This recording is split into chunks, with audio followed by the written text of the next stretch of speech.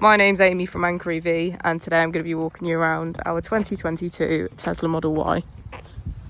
This is the long range dual motor edition with just over 44,000 miles.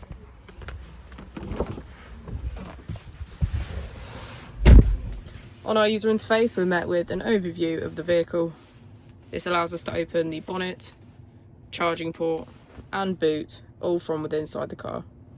If we click on our Tesla icon in the bottom right, we can access controls, dynamics, charging, autopilot, schedule, safety, service and software.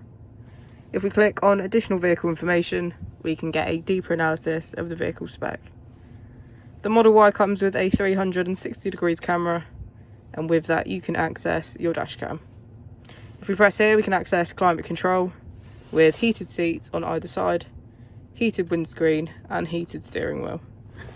As we go into the back of the vehicle, we can see that it has a full leather black interior and get a good view of our panoramic roof. If you have any more questions about the vehicle or you'd like to book in for a test drive, please feel free to call us on 0118 443 3024.